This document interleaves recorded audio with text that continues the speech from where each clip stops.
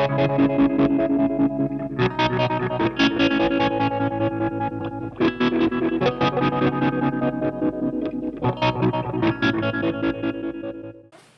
everyone.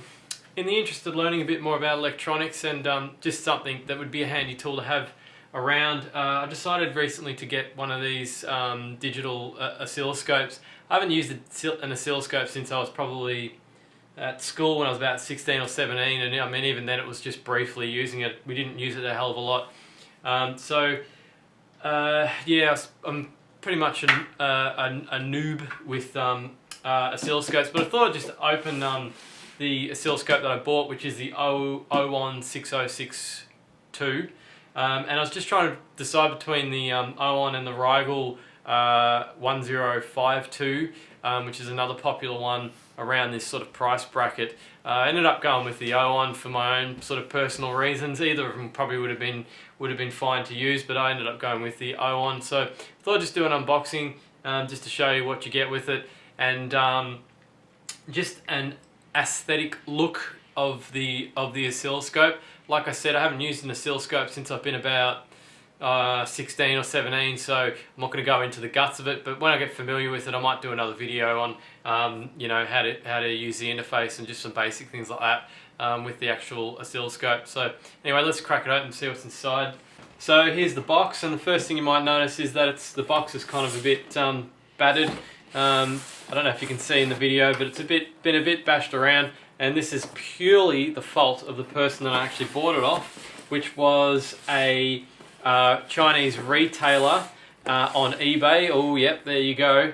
Went down that path, and all they did to post it, when they posted it, was wrap it in bubble wrap, and it was just the most ridiculous way to wrap this thing. And they also forgot to include the free Owon bag, which they had listed in the eBay listing, and the oscilloscope actually has the LAN option and not the VGA option, which they said it would actually come with. I probably would have preferred the VGA option because you can just sort of plug in the USB to use it with the computer instead of having USB and LAN.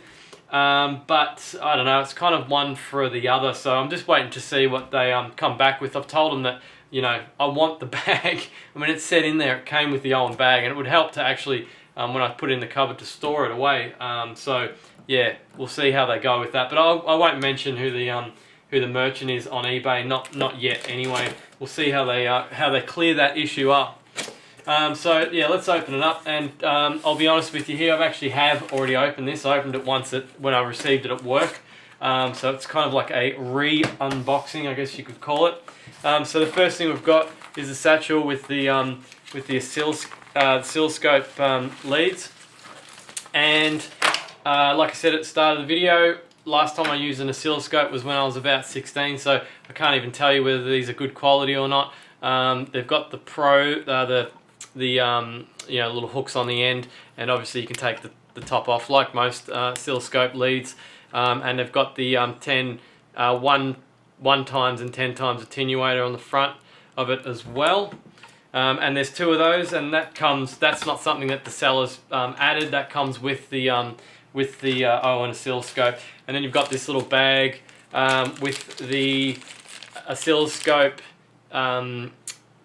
probe adjustment. You know how you can adjust the set screw in it to, when you first set it up, you've got to calibrate the probe. Yeah, that's what that thing's for. It's just like a little precision screwdriver, pretty much, I think. Pretty sure that's what it's for anyway. And yeah, there's just some other bits and pieces. There's a short spring ground clip, little ground connector thing there as well. Yeah, just some color coding bands that if you want to change the colors on the oscilloscope probes. And you've got a manual inside just to show you how to set up the oscilloscope probes as well. So then in the box you've got a power cable, and looks like they've just sent the generic power cable. That's not an Australian connector, but they did put this in the box, so you can just connect it like this. You don't need a step down transformer or anything like that, because the oscilloscope takes 110 to 240 or something like that, so it'll accept it. And now for the actual unit. Oh, hang on, we've got one more thing. It's the manual, and let's just take a look at this manual. I did have a chance to look at the oscilloscope at work too, and it's actually got a help menu system in the actual interface of the oscilloscope. And I don't know if it was very good. I had a quick flick through it. It just looked like sort of basic information. This looks more in depth. It's definitely got more information than the on-screen oscilloscope help. Yeah, it's got a fair bit of stuff in there, so I have to have a read through it. It looks like setting up and how to use, like step by step how to use particular functions on the oscilloscope, which would definitely benefit me because, like I said, I'm new to oscilloscopes. And then just the software CD, which you're probably not going to use. Probably just use the one, download the latest version online, which I'm also going to have to do because I've heard that this thing's got LAN issues. I tried to connect to it at work on LAN, and it wouldn't connect. It just refused to connect to the oscilloscope. So it might have something to do with the software or the firmware on the oscilloscope. But I'm going to give that another go because I'm not convinced that I was doing it properly anyway. But I might give it a go at home and see if I can get it going. So the other thing, of course, is this USB cable for the USB. And then I'll just show you what I was talking about with these the modules on the side of it. The listing said, and even had photos showing the VGA output on the side of it. And as you'll see, this thing just does not have. It's got a spacer for where the VGA should be. There's just nothing there, but it's got the LAN, so I'm not quite sure how that works. But I've seen people selling this model, and it actually says it comes with both. I don't know. Their options are very confusing with Owon. And actually, just while we're talking about that, have a look at the box. It's pretty well totally generic. I've seen someone else do a video on this and point this out. There's just absolutely nothing on here that says model numbers or serial numbers or what's in the box or anything. Oh, there's a little sticker on there. It's probably the serial number, but that's it. There's no model numbers. Doesn't say what options it comes with.